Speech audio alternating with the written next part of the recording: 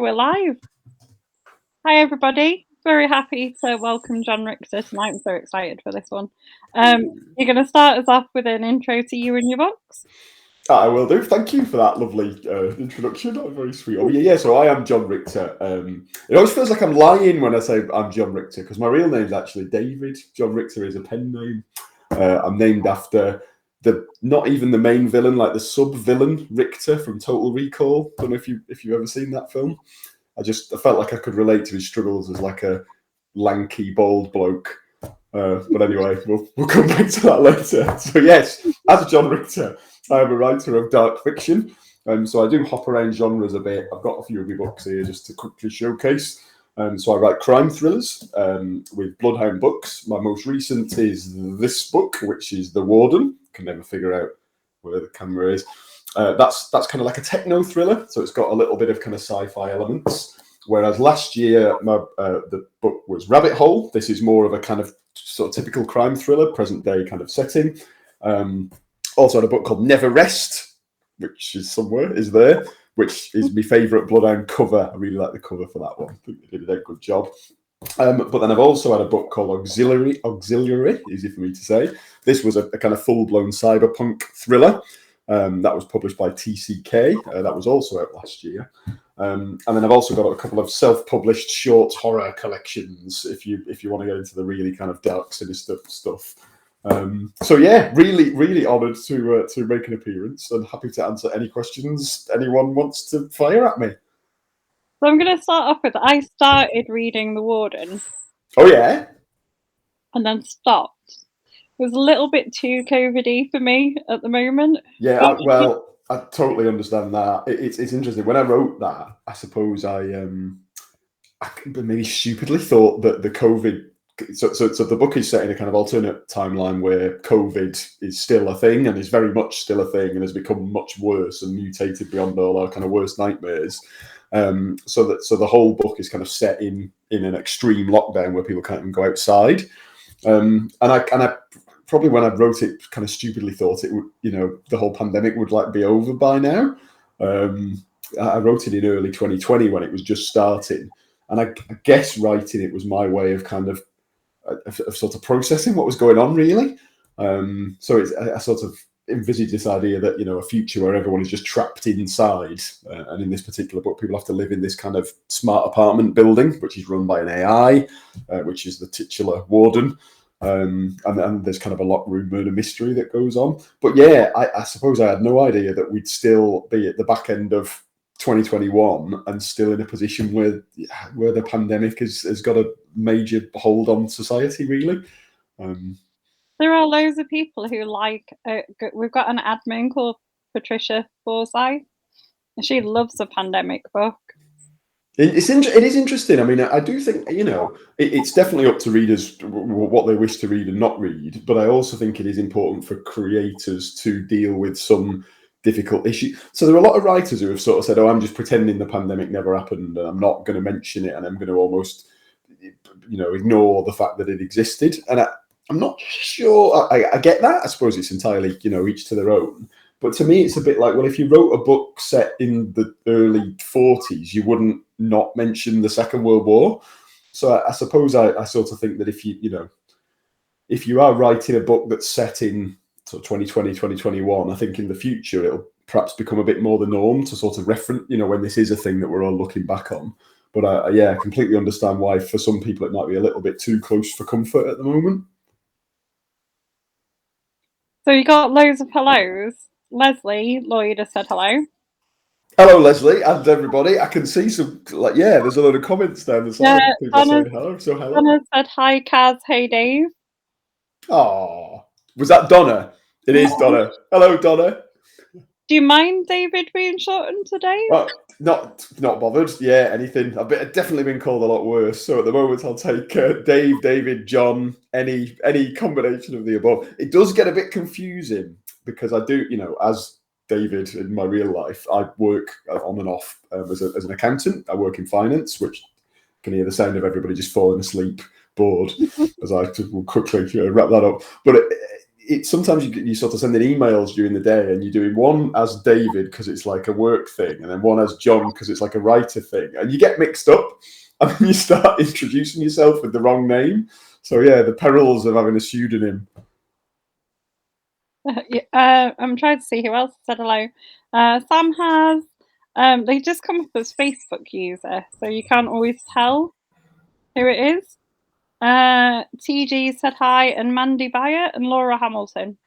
Oh, well, hello everybody, and yeah, I can see you all almost entirely as Facebook user. So you're all, mysterious. You could be bots, algorithms, or sinister computer programs, but hopefully that's not the case. And you're real people. Hopefully not. I've got my phone, so I can just check the comments. If I'm looking down, it's that. Tell us a little bit more about your cyberpunk thriller. That's probably the one I think I want to read next. Oh, that's very interesting. And yeah, that would be nice. I would love to hear your thoughts. So I didn't set out to write a cyberpunk book. I just set out to write. I sort of had a set of ideas that were kind of in setting what I think is a sort of what's the word I'm looking for? A kind of foreseeable version of our near future and what that might be like. And then as I was writing it, it sort of became clear that actually it was quite cyberpunk in content, because I think we're in a world where we're seeing a lot of the stuff that was kind of envisaged in things like Blade Runner and Neuromancer. It's kind of all coming true, so which is a bit alarming. So we could well be living in a sort of cyberpunk dystopia ourselves in a few years. But yeah, in effect, just to explain for anybody who doesn't know what cyberpunk is, because some people do ask, what does that mean? It's a genre. The two foundational texts of cyberpunk were basically Neuromancer, the book by William Gibson, and Blade Runner, the movie with Harrison Ford. So this gets like debated and dissected, and people in cyberpunk forums are like, "That's not cyberpunk." Oh, yes, it is. It's all a bit one of them. But in simple terms, it's got to be a dystopian future where the strapline you sometimes see used is like high tech, low life. So it's like a juxtaposition of big, powerful corporations and high technology and robots and human augmentation, offset against very, poor people struggling to earn a living, sort of grimy street scenes. And then usually a cyberpunk story would have a kind of detective aspect to it, very much like, Deckard in Blade Runner. He's pursuing them, trying to track down the replicants. And this book is certainly no exception. So this tells a story of a protagonist, Carl Dremler, who is a kind of like a sort of grumpy, embittered, aging detective on the police force. And he, in this kind of view of 2039, he's frustrated by how automated everything is. So the whole country, the whole world is run by this AI called TIM, which is short for the Imagination Machine. So the Imagination Corporation is kind of the big faceless, sort of technology company that's running the show. And TIM is obviously therefore responsible for controlling the police force and potentially is making a lot of the decisions rather than human senior police officers. And there is the central kind of crime is a man savagely beats to death his girlfriend while they're sitting in the front room one night, and Dremler is called in to investigate this. And the scene we encounter is the poor woman is kind of crushed into the brickwork of the wall with just this big metallic mechanized limb jutting out, which has been kind of severed. So that's quite a stark sort of image. And that was really the first idea I had for the book, was just this image. And the little early twist is the boyfriend, the perpetrator, claims that he didn't do it and the arm acted of its own accord, almost as if someone had kind of hacked into his, the software that's running the limb. But the idea that Tim could be hackable is obviously a massive problem for our future society, because we're completely dependent on this AI. So it becomes this sort of, it's almost like a buddy cop story where Dremler and Tim are the partners that have to kind of work together to solve the crime, which I thought was an interesting idea. A man and an AI sort of having this uneasy kind of partnership. But yeah, it was a load of fun to write, load of fun to kind of research. And you do go off down some very weird rabbit holes when you're kind of researching these things. I learned a lot about synthetic meat. So people may or may not know about this, just as an example. But in the near future, we quite possibly will, solution to the farming problem and all the greenhouse gases that the farming industry creates will be you just grow meat in a lab, but it's not fake meat or alternate meat or plant-based or any of that stuff. It's genetically identical. It would be chicken or beef or lamb, but it's been grown from stem cells in a vat. So you kind of think, well, that sounds disgusting. Why would I want to eat that? But of course, if it's going to help with our climate crisis, if it's cheaper, if you can't tell the difference, there's microscopically no difference between chicken from a vat and chicken from a chicken, and you don't have to kill the chicken, then that's an example of some of the kind of weird stuff that we might see happening in the near future, maybe. So you're selling it to me. I love things like that. Blade Runner, the book and the movie. I'm a massive fan. Oh yeah. Did you see the Blade Runner 2049? What did you think of that? Loved it. We've got it queued up for the original one for an epic rewatch because we've just been to see Dune. Oh, fantastic! Yeah, we saw Dune recently, and my girlfriend absolutely loved it as well. You know, when you sort of like drag somebody to watch something and you think they're going to be like, "What's this?" and she was dead into it. Wants to go, wants to see it again. We watched the old David Lynch Dune movie from the 80s, which is meant to be rubbish, but we kind of enjoyed it, to be honest. I quite like it. Yeah, definitely. But Blade Runner 2049 was one of those films that was like, I feel like it had a really bad trailer. So the trailer made it look like a cheesy action film. So I went watching it thinking, this is just going to be a rubbish kind of, shameless cash-in sequel, Hollywood, bleh.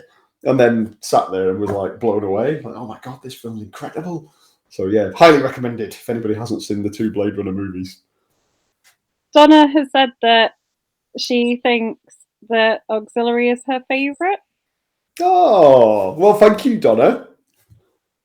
She said it's stuck with her since, and it's not her genre normally.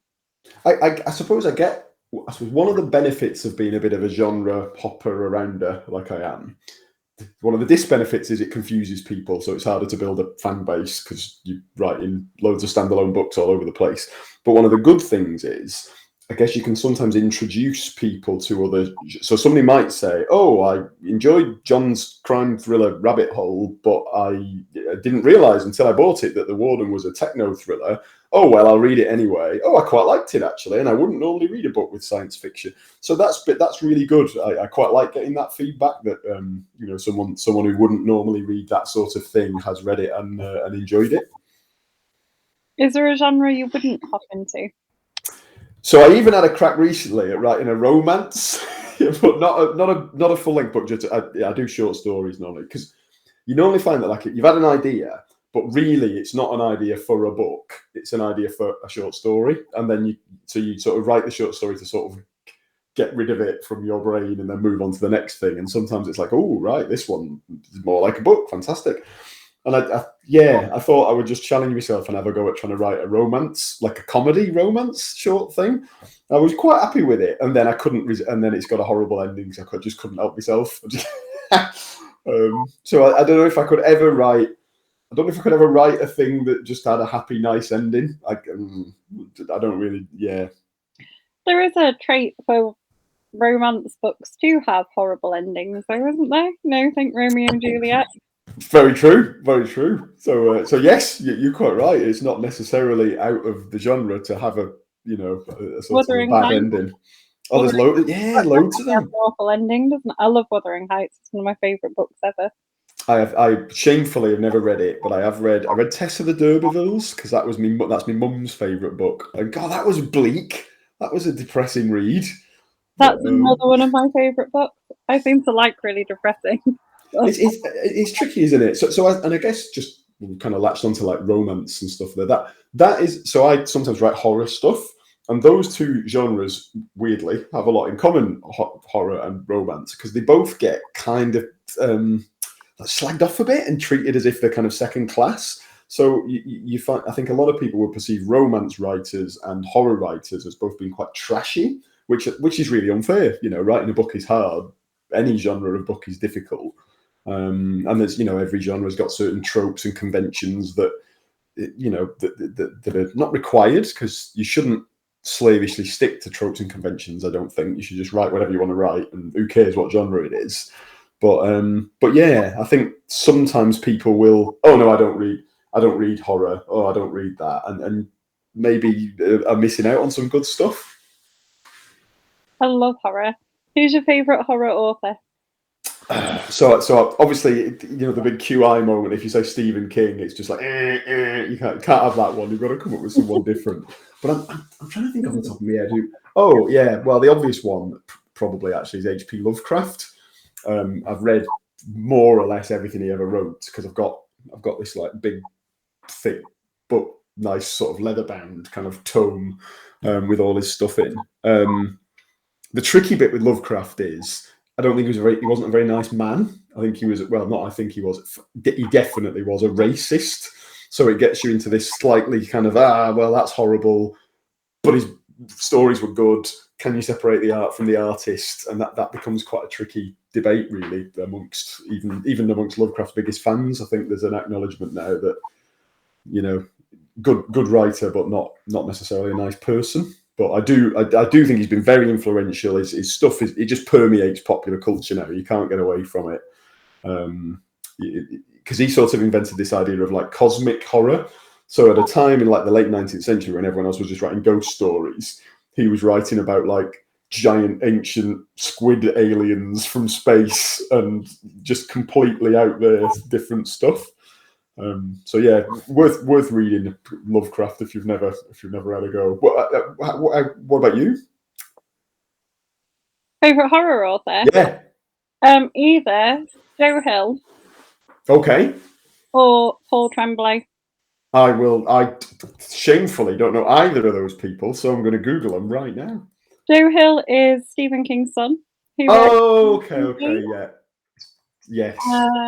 And Heart-Shaped Box is my favourite of his. He looks just like him as well, doesn't he? Looks like him. And how he kept it a secret, because he kept it a secret for ages. No, how he did. No one saw his author photo.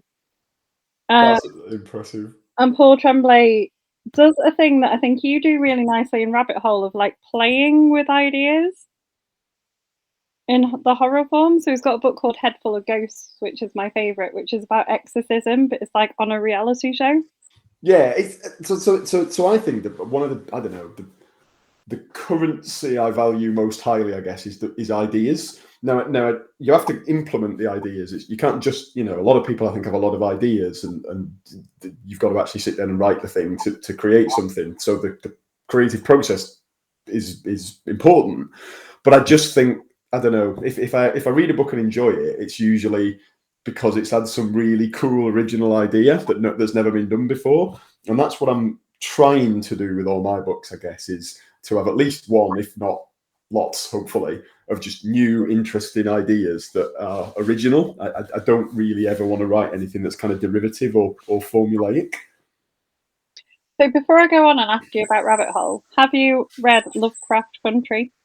I've got it on my shelf here, and I still haven't read it or watched the TV series, but I think that it tackles that exact issue, doesn't it? It's almost an exploration. Well, you'll know better than me because you've read it, but it's an exploration of like Lovecraft and his, this unpleasant side of him that does manifest in some of his stuff occasionally.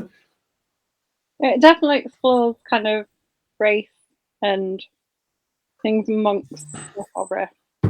I've just got the TV show. I will definitely watch that. I think I need to decide whether it's like, am I going to do it as a book or as a show? Because once you've done one, you can't really go enjoy the other. Or maybe that's just me. So it's like Game of Thrones, right? I watched all of Game of Thrones and loved it until the crap ending. But now it just feels pointless to ever read the books, even if he does ever finish them. It just seems a little bit like, well, I sort of know what happens now from the TV version. No, they're really different. Okay. The TV version inspired me to go back to the books. What he should do, he should just do a different ending, and then that'd be like the best marketing. It'd be like, oh, remember that TV show that had a rubbish ending and everyone criticised it? Well, I've now written the true ending. I'd buy that immediately if he did that. So, Rabbit Hole. I really liked the idea that you started with that, how you told it through podcasts. How did you dream that up? So I do a lot of running because I eat garbage and have no self-control whatsoever. So if I don't want to become unhealthy, I therefore have to run a lot to sort of compensate for all the garbage that I eat. So I did the London Marathon this year. That was my 4th marathon. I did a lot of park runs, all that kind of stuff. So obviously when you're running, then you want to have stuff on in your headphones, and sometimes it might be music, but sometimes it's podcasts. And I had a phase like a couple of years ago where I just got dead into these true crime, all these like true crime podcasts. I guess the very first one is almost it was almost when podcasts first became like a craze. There was that one, Serial, which was about like a potentially wrongfully convicted murderer, and she was the investigative podcaster was trying to sort of prove or argue that this man had been in prison for years when he shouldn't have been. But obviously, because Serial was a big success, there's absolutely loads of spin-offs. And I got listening to one that was called, I think it's called Up and Vanished. And in that one, the presenter went back and investigated an old cold case. And then I think while he was in the process of doing not investigated so much as just, presented it as a series, but while he was presenting this podcast about this old cold case, there was a development in the case and it became contemporary again. And so it was kind of weird that it was like what started as a podcast about an old cold case suddenly became a live investigation. And I thought, well, that's a cool idea for a story, isn't it? What if like an investigative podcaster was trying to crack an old cold case, but then got drawn into it and became, a bit unhealthily obsessed? And then I thought, yeah, you could do an alternating chapter structure where it's like every other chapter is a transcript of an episode of the show, and then the next one is a bit more traditional storytelling, and then back to the show. And I sometimes quite like writing with a slightly odd constraint like that. So that it was quite hard. It's like I had this big spreadsheet with all the timing of, if this happens on this date and then she records the episode the next day, but then it's not going to get released for a week. So I need something to fill that week. And so all that became quite tricky, but kind of fun. So yeah, that's really where Rabbit Hole came from. And obviously the title is just a reference to the idea that this investigative journalist, the main character, Elaine Napier, she's just been lost ever further down the rabbit hole of this old case, this murder investigation. A disappearance that she's investigating. Do you how do you go about planning those kind of things? Because it's very complicated. Just wing it, basically. Excel is usually involved because this is me accountant side of my brain, I think. But it's been different for every different book, I think. So it's almost like the structure of the book dictates what the planning process should be. So if you're writing like a more conventional kind of chronologically told story where it's just this happens, then this happens, then this happens, you can sort of just write that as you go. You don't necessarily need a really detailed plan because you're just telling a story and stories can change as you tell them. But if you're doing something that's got all these kind of time-based interdependencies, that you've got to plan it, otherwise you'll just mess it up completely. So that usually results in like a spreadsheet type situation. In the Warden, I spent probably too much time faffing about with what floor everybody was on, because obviously it's this big high-rise apartment building with 120 floors or whatever. And it's like, right, Eugene, he's got to be 15 floors beneath Charlie. And, but no, that doesn't work because then they go down 20 floors to get to the... So I ended up having this, like, building picture with all the names of who lived on every floor. I like that. I had an author chat with Victoria Dowd. Oh, yeah. She built like a little Lego town, or her son built her a little Lego town for one of hers. I love that. As well. I hope she's kept it, or at least maybe took a photo of it, I guess. Yeah, she did, I think. Yeah, I think we told her she had to take a photo. Yeah, that's brilliant. I've been. This is really nerdy. You did sort of warn everybody it could get a bit nerdy. Like, I've been doing a lot of my recent little hobby has been learning a bit about video game design. And there's this old classic shooter called Quake from 1996, and you can get modern editing software that's really good. It's basically like rudimentary architecture and 3D modeling, but with monsters and guns. But what you could do is you can use that for kind of storytelling purposes. So I'm just looking at, like how do you tell an interactive? I mean, a lot of modern video games are interactive stories, but it's quite fun to have the ability to do it yourself without needing to go and do a programming degree or work for a software work for a games developer. And yeah, there would be nothing to stop you actually having a fictional town in a story or fictional location, and then building it in a sort of 3D online space. That could be a cool side project at some point, I guess. You could launch like a story and then like an alternate reality game. Have you ever seen those? But like the ARGs, they call them. So some of that stuff, I love that stuff. There's a game. Have you ever heard of a game called The Binding of Isaac? Mm-hmm. It's like that little. For anyone who doesn't know what it is, it's like a cute cartoon. What they call a dungeon crawler, where you're just going from screen to screen battling monsters. But you play as this little sad boy called Isaac who's trapped in a basement by his evil mum, and he's fighting against the monsters from his own mind by shooting his tears at them. It's pretty twisted. But the creator of this game, this fellow called Edmund Macmillan, he did like an ARG, there was a secret code in the game that someone figured out translated to some coordinates in real life, and they ended up going and digging a hole in this car park and finding this buried treasure that he'd like stashed there. Like, that's ace. I love that stuff. Yeah, we played one for ages called Perplex City.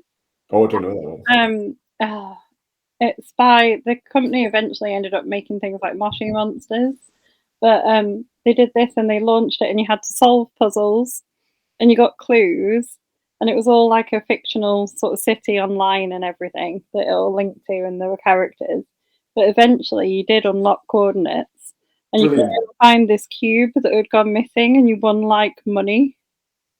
I'm really jealous of people who manage to pull off something like that, because I just think it's dead cool. Like a book. I think there's one. Oh, I've not got it anymore. Looking at my bookshelf, but it's not there. And it was called something like Endgame, and it had like, if you could unravel the mystery of the book and find something in real life, then it was like the first person to do it won £1 million. It was like a massive funded thing, but yeah, never did. Never cracked it. There's a challenge for you then. Maybe one of your next books. Work in an ARG element. I will take you up on that challenge, Caroline. But we'll see. We'll see where we get to. That'd be excellent. What are you working on now? Tell us. Sam's favourite question to ask is, what's the most recent scene that you wrote? So I've just finished writing a new novel, which Bloodhound have accepted, which is good. So that'll be out next year, but I think they've got like a pretty full production line, so it'll probably be towards the back end of the year, which is good because it's plenty of time to edit it and improve it. And unsurprisingly, what they've asked for in the first batch of edits by me before it ends up with a copy editor is just make it a little bit longer, because it's a bit short, because my books do tend to be quite short, which is fine. So I need to find a way to sort of, it needs to be longer, but what I won't ever do is just pad something out. So I've got to find, insert subplot or expand character backstory or something like that. And that can always be quite tricky, because it's kind of like being forced to perform surgery on your, beloved pet. That's a bit of a grim analogy. Let's ditch that one. But so I haven't got into that yet, into any sort of additions. So I guess the last scene I wrote was probably the finale of that book, which I suppose I shouldn't really talk about because it might be a spoiler. But in broad terms, it's like a sort of classic kind of Tarantino-esque. You've established this character, this character, this character, this character. There's some sort of overlapping intrigue amongst them, and they all end up in a big kind of showdown face-off situation. And it's like, oh, what's going to happen here? So I suppose it's quite filmic in that sense, and therefore was a lot of fun to write. That's good. Have you done any real-life author events? Let me have a think about that. I think the answer is no, actually. So next year I'm doing Tales on Trent, which is the first time I've ever done one of those. Like a guess it's like a sort of book festival thing where writers rock up in the flesh and have a little stall, and you sit there and smile at people and hope they come over and chat to you. And if you're really lucky, they might buy a book and you get to sign it. So I've never done one of them before, so that'll be weird and fun. And I think a lot of people go to, the Harrogate, the crime festival and stuff like that. So I have done a physical launch party for one of my own books, one of the self-published ones, but I found that quite stressful, because you just kind of you put yourself out there, don't you, when it's a launch party, and you don't know how many people are going to turn up, and enough people did, and it was great, but I'm not sure live launch events are for me, because you find you have to do like a little reading, and I don't know, I found that a bit cringy to do. Other people are a lot better at that than me. So yeah, we'll see how Tales on Trent goes next year. Yeah, I've seen that Donna's been helping organise it, hasn't she? Indeed, she has. And it's I went to school in Stoke-on-Trent, and still have friends there, so it was quite tempting to think about. I'll definitely have to get you there in that case. Go back to the old stomping ground. Oh, I think you should. Well, 100% would be lovely to see you there. Yeah, high school and college in Stoke. If only so you can just laugh at my shambolic attempts at doing this physical author thing, having never done it before. But it can't be that hard, can it? You're not tempted to go to Harrogate then? Maybe, yes. I suppose the answer is yes. I suppose when you sort of, my first book came out in 2017, so I've been doing this for 5 years now, I guess. Wow, that's gone quickly. And you just have to kind of figure it all out as you go by yourself. Your publisher will tell you some stuff, and other writers will tell you some stuff, and sometimes you figure it. I wasn't even on social media back then. I had to set up a Twitter account from scratch and figure out how modern phones worked and get rid of me Nokia 3210 and all that kind of thing. So it has been this big sort of 5-year journey of discovery. So the Harrogate Crime Festival, I'd never even heard of it until relatively recently. Because again, I don't consider myself to be a crime writer and a crime reader. I'm a dark fiction writer across lots of genres who does some crime stuff. So I'm not purely a crime sort of enthusiast, if that makes sense. But I bet it's ace. I would love to go. I bet it'd be really good. It's a lot of fun. I mean, it's close to where I live now. Mandy Byatt, who's watching, says she's from just north of Stoke. Oh, there you go. And I don't know if we've got any Wiganers in the group, but hello if so, because that's where I'm from. But I am not from Stoke. Sorry, it's just where I went to high school.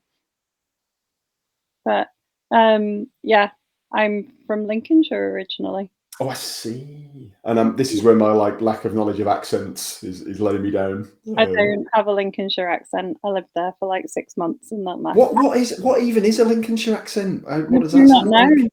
Yeah, I'm not the person to ask. I won't. The good news is I won't attempt to do one and offend anyone because I don't know what one is. So from Wigan, yeah. I live in Yorkshire at the moment. And Yorkshire and Lancashire obviously have a checkered, history between the two of them. But Northern. Yeah, we're doing all right. I've moved rooms because of the ridiculous weather that there is in Yorkshire at the moment. Because normally I interview people up in the attic of our house, but you would hear every bit of rain and wind. Oh no! Is it just howling around? Which I guess is quite atmospheric, but it would be atmospheric, but it might be distracting. What's the weather like where you are? So I live in London. That's not actually true anymore. I live in Wembley, which is technically not in London. It's in Middlesex. But so it's not. I was in Wigan yesterday for a family get-together type weird night that we had. And it's noticeably more freezing up north. As soon as I got there, it was oh my God, I wish I bought a jumper. Even my big coat, I was just shivering away. Whereas London has just got that whole kind of slightly more southern urban heat island thing going on. So it's not too bad. But I am venturing out for a run in the morning, and it'll probably be ice cold. Where do you snow according to my weather app? Although it might change its mind by tomorrow. I suppose snow in the approach to Christmas is quite nice and festive, But when it snows after Christmas, it's just crap in it. It just messes up your travel, and you can't get to work, and it's cold, and yeah, the novelty wears off quickly. I'm okay with it. I if it like makes it hard to get to work or not go to work. That good point. Yeah, what am I moaning about? That's another thing. We once did. I'm sure I've told people this story before. We once decided we all wanted a snow day at our school, and we all did a snow dance in the playground to sort of harbinge snow upon us. Did it work? It actually did, yeah. What I mean, don't feel you need to sort of redo it, although feel free to. What was involved in a snow dance? I don't know. I think it was very spur of the moment. I'm not sure it could be redone. Understood. It was quite freeform. Yeah, quite freeform. Whole school kind of.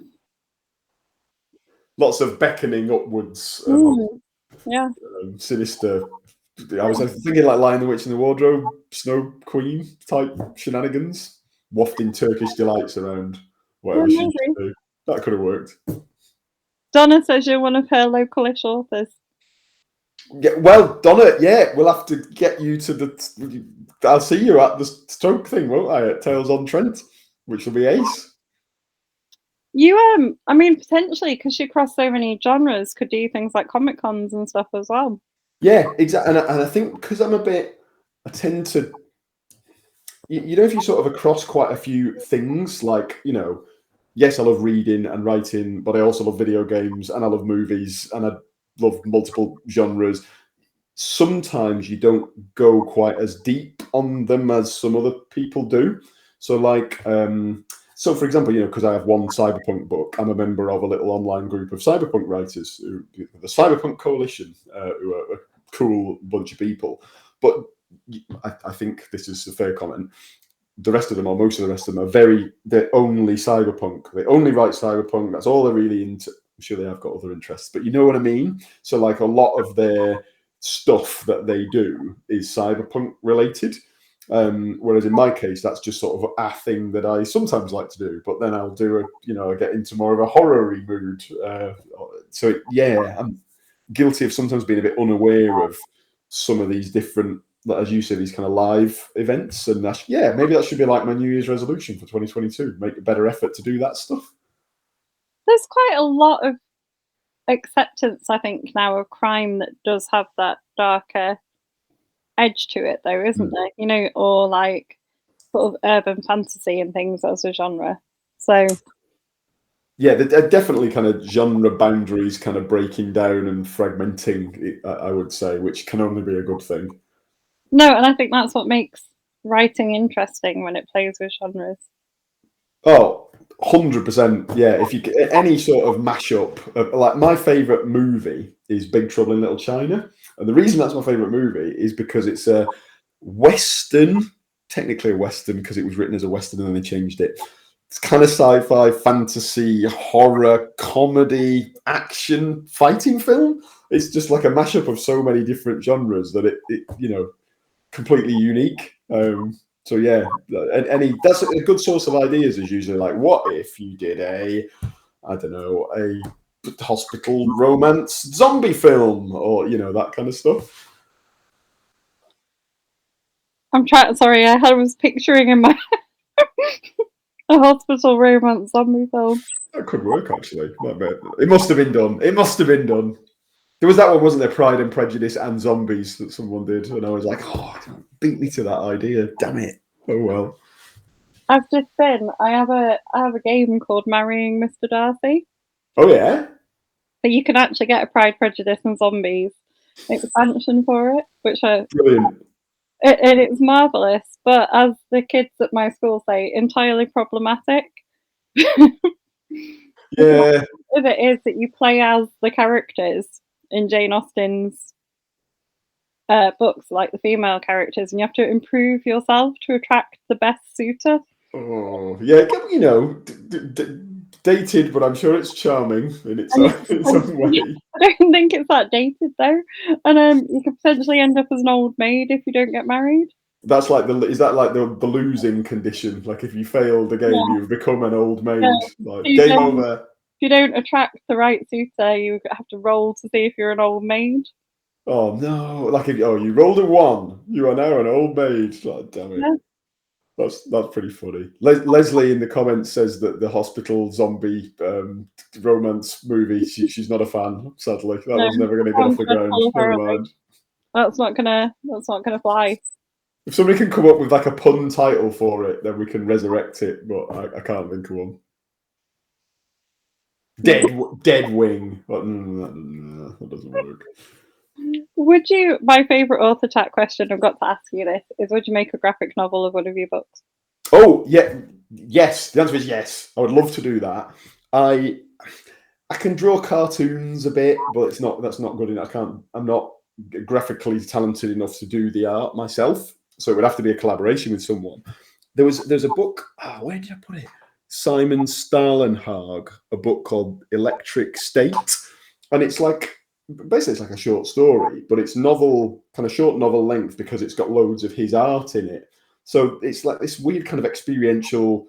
I suppose it's like a picture book for grown-ups, really, is what it is. But just the art and the story is so good. I was like, I'd love to do one of these. And in fact, that romance thing I was telling you about, the reason that came about, my attempt at writing a short romance, was because I'd agreed with one of my friends who is very talented graphically that we do this kind of collaborative kind of graphics and words thing. So then I had a crack at the words, and it never quite got off the ground. You know, when you kind of talk to your friends about doing stuff and then you're too busy and it just doesn't happen. But we were thinking that could have been a vehicle to do it. So yeah, I would love to do something like that one of these days. Yeah.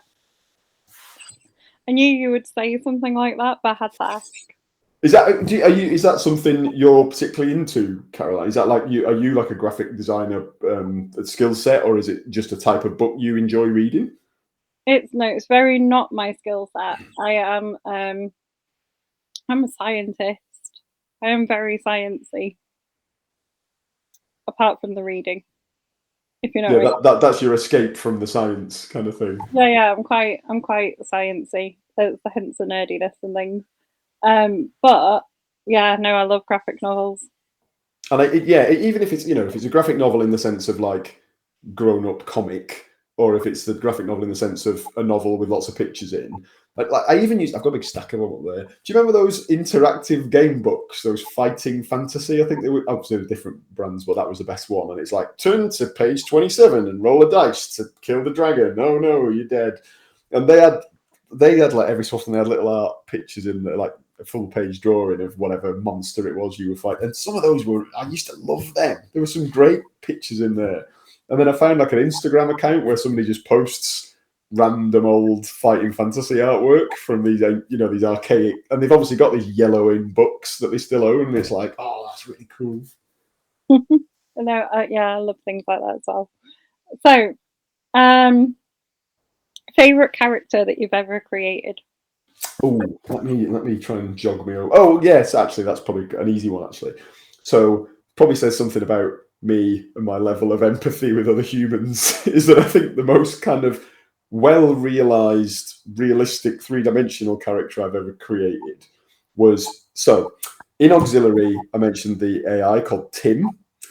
The book, The Warden, also features an AI called James. And that's a little in-joke to myself, because obviously James could be abbreviated to Jim. So it's like Tim and Jim. And really, they're the same character. It's two different settings. The books are not sequential or sequels or anything like that. Different genres, really. But in effect, it's the same character in both books. And I was very happy with that character, because you don't necessarily want there's lots of AIs that are very sort of like, I only understand factual things like a program. What is this thing you call love? Does not compute.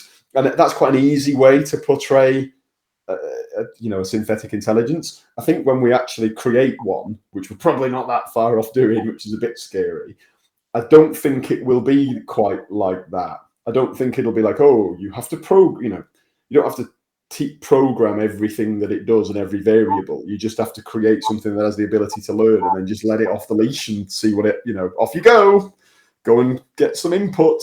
So I think what we'll end up with in the future will be this kind of very I suppose well-rounded, not necessarily well-rounded, could be very weird, but very three-dimensional. It will be it'll be a true intelligence with opinions and thoughts and desires and wants and needs and things that it likes and things that it doesn't like.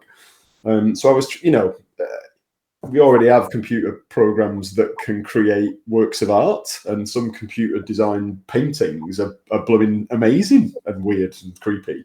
They're not quite as good at writing yet. So if you read anything that's like an AI generated poem or an AI generated script or a novel, they're always a bit messed up and funny and scary, but you can tell that they've not been done by a person.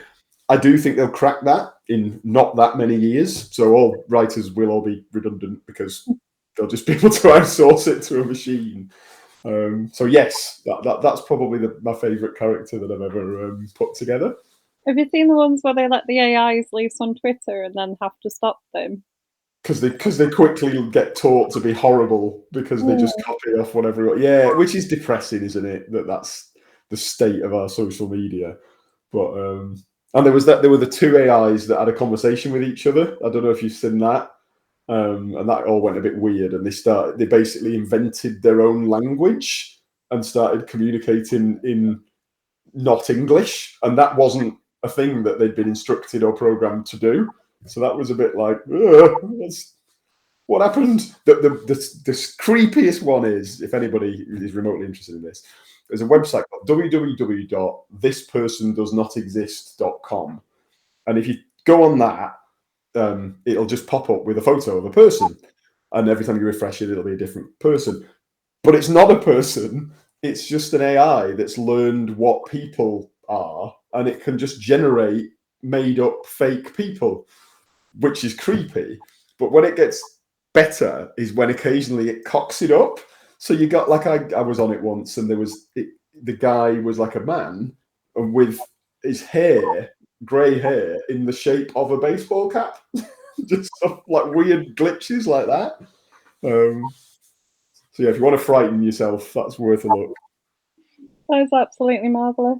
I think, have you ever seen the robots made by, there's a company called Boston Dynamics? I think it's Boston Dynamics. Yeah, it is Boston Dynamics. Yeah, they make Atlas and Big Dog and Spot and all those things. I always wanted to call them after the company in Fringe. Oh yeah? So it was like Massive Dynamics or something. They're very similar in name. They're always good. Fiction's always really, like films and books are always really good at coming up with like creepy names for companies. Like what is it in RoboCop? Omni Consumer Products. And it's like, oh, they don't sound very nice. You ever tempted to write like a script or a game? Oh, I would. I've never had a go at a screenplay. I would like to have a crack at one soon. I think I'm finally in a position where I would have a go at it. My brother is the screenplay writer of the family because he studied it at uni and is a lot better than me at that. But he's more into comedies, so he's often trying to pen, the next sort of. I'm sure he will crack it one day and get a sitcom on the telly. Whereas obviously mine would be like somewhat horrible and scary. Or whatever, or a thriller maybe. And yeah, video games. I would love to get involved in the video game industry in some sort of writing capacity. It's just difficult because do you want to go and become a coder? Well, no, I don't really fancy being the guy who programs the AI on Grand Theft Auto's policemen. That's not the kind of writing job. And a lot of video game writing is actually dialogue writing, which is more like script writing, which I have absolutely no experience in. So it's a tricky one to know how you'd make inroads into that particular industry. But certainly, yeah, a crack at a film script at some point will happen, I suspect. So another one of the favourite group questions: have you ever acted out a scene? Well, I used to act. I have an acting background back in the day, in my sort of childhood and into my teens. I was in 3 episodes of Corrie 20 years ago. That was the tiny peak of my acting career that then fell off a rapid cliff. So I sort of talk to myself while I'm writing, and you kind of like saying the dialogue to yourself in the voice of the person and just making sure it sounds realistic. And sometimes you sort of forget and you're doing it on a train. And then you realise you've just sat there and you go like, I'm going to kill you, you son of a...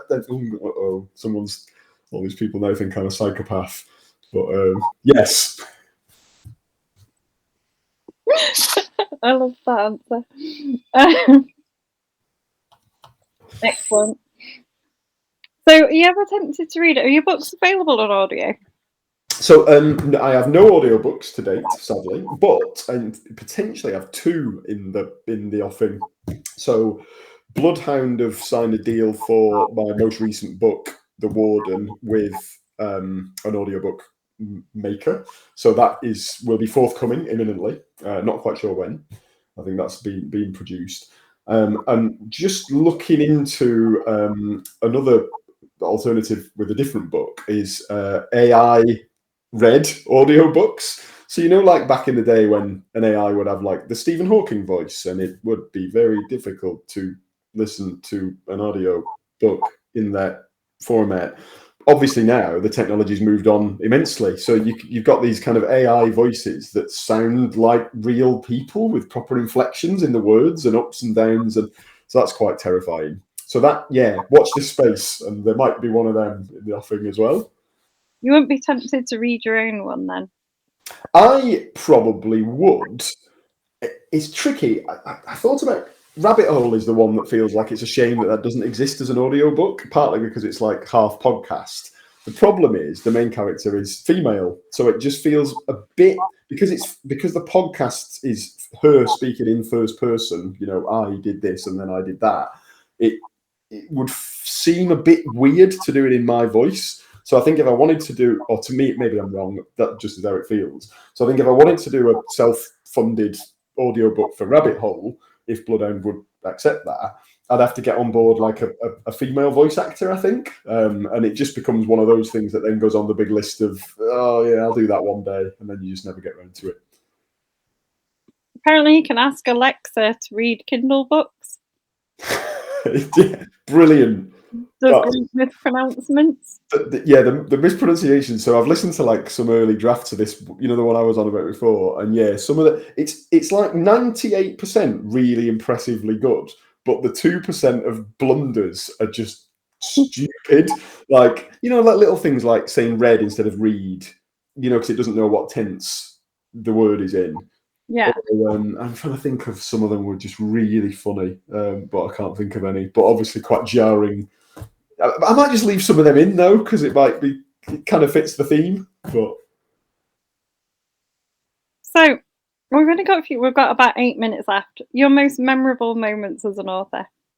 I think when you get your first book comes out, that's lovely, isn't it? And even though my first book actually is not here, so we've seen 6 of my books. My 7th book, my first one, was called Deadly Burial, which is a pun on. It's like a wrestling pun. It's about a murdered professional wrestler. It was another weird mashup idea, and that didn't sell particularly well. Not that many people have read it, although the people that did seemed to quite like it. Weird book, like all of my books are. But that was great, just to if you've dreamed of being a published author for decades and then you become one, that's really nice. So that was very memorable. I think it's the first time, like when someone you've never met before, like Donna, obviously, who was in attendance, she sort of messaged me to say, hi, I'm a stranger and I read your book and I really liked it, and it kept me up till 2 a.m. because I couldn't wait to get to the ending. And that's lovely, that's great. That's exactly what you want, is for people to read your stuff and get some enjoyment out of it. So yeah, that's been really nice too. I mean, last couple of books have made it to over 100 Amazon reviews, which is not many in the grand scheme. There's many more successful authors than me, but they're pretty niche, peculiar books. So it's nice that they are gradually getting to a slightly wider audience, which is good. That'll increase their kind of advertising to other people as well, won't it? Yeah, the terrifying whims of the algorithm, which, yes, exactly right. You would, in your head, it's like, oh, if I can make it to 100, then I'll get more, it'll snowball, but we'll see. Maybe not. I even actually stole a mug and themed it for tonight's chat. Beautiful stuff. And I'm sure everyone completely gets that reference, but yeah, deeply. I'll hang on. Sorry about the mess in here, because this is like my nerd room. So that there is my stack of Dark Souls board games. because me and Caroline both Dark Souls fans because it's absolutely ace. But are you only the board games? You've never done the video games?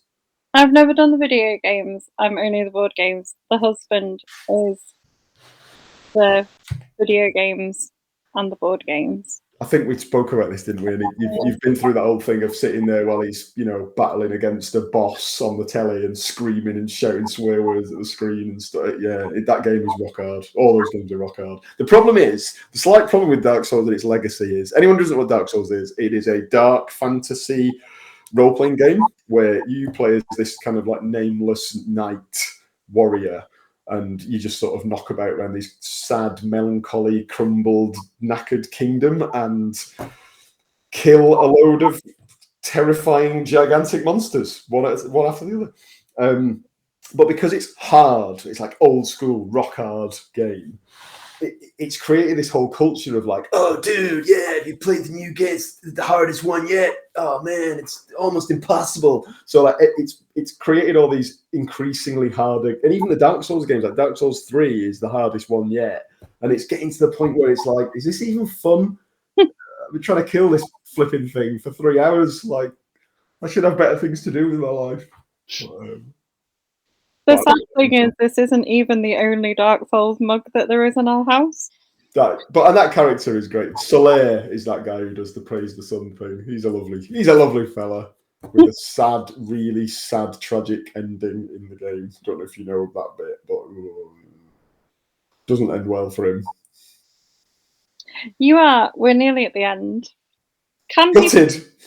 No, it's like 4 minutes. Sorry. Just can people buy signed copies of your books from you? Yes, the answer is yes. It's a thing I've only just recently a few people have started to ask. So I've just settled on this kind of like, yes, drop me a line, contact me via Twitter or Facebook, any method, and I will have to charge you for postage plus the cost of the book kind of thing, because I think some people think that authors get loads of free books, and you don't. You still have to pay for your own books. But a reasonable fee will be agreed, I'm sure, like a tenner or something. And then, happy to post those out to anyone who wants one. And I'll try and write an amusing message as well, if possible. This is excellent, because it's coming up to Christmas. People love a good signed book as a present. Yes, absolutely. And I would love a signed book too, if anybody wants to buy me a gift signed. Maybe not a signed Lovecraft, that'd be a bit weird because he's dead. Although if you could get him to from beyond the grave, that'd be worth quite a bit, actually. Might be, yeah. Terrifying as well. Yeah, I don't know where I was going with that one, really. Halloween's over, Dave. My favourite time of the year, though. Love Halloween. Yeah. Absolutely amazing. So, do you want to finish us off with a recap of you and your books? Yes, by all means. So I am Jon Richter. I write dark fiction thrillers, in essence, across a few different genres. Bit of sci-fi, bit of cyberpunk, quite a few more conventional crime thrillers for people who are less into that stuff. And if you really want to go dark, then I've got a couple of short horror collections which are called Jon Richter's Disturbing Works, volumes 1 and 2. But if you're looking for the kind of slightly more conventional stuff, the best place to start is probably with Rabbit Hole, the one you read, Caroline, because I think that is probably my best, my least weird best book, if that makes sense. And then my most recent book is The Warden. And that is a bit more techno thriller with elements of AI that we touched on in the conversation. But in effect, it's still a murder mystery thriller. We're not talking like hard science fiction or weird lasers in space or anything like that. It's all pretty sort of present day or near future type stuff. So yeah, if any of that sounds up your dark alley, then yeah, just Google Jon Richter. I've got a website, www.jon-richter.com, and obviously Amazon or various other retailers. I don't want to add to the dystopian cyberpunk future by giving it all to Jeff Bezos. But if you Google me, and just remember, Jon is Jon, just to try and be a bit trendy, drop the H, and you'll find all my stuff. Is there a reason why you made it Jon? Well, so making up a pseudonym is a weird thing to do. Like I didn't have my real name's David Derbyshire. That's a really boring name, isn't it? That's like a bit dull and kind of like it doesn't sound like it would be on the front cover of a thriller. So then my first publisher was like, "Oh, would you like to write under a pseudonym?" And it was, "Oh yeah, cool." And then I just spent a while racking my brains about what that could be. Settled on Richter because I like that guy. And then I thought, well, I can't have a too trendy first name because then it would just be unrealistic and silly. But then I thought, so let's have a normal first name, but just make it slightly cool. So apologies to anyone who's listening who's called John with an H. But yeah, Jon is clearly cooler. Nah. So I'm going to read you a couple of last comments. Donna has said, thanks. It's been lots of fun. For anyone who hasn't read them yet, definitely try your books at Ace. Thank you, Donna. You were very sweet. Thank you. Laura said that she's really enjoyed it. She'll definitely be exploring the catalogue, especially Rabbit Hole. I really enjoyed it, Laura. So definitely enjoy it. Definitely.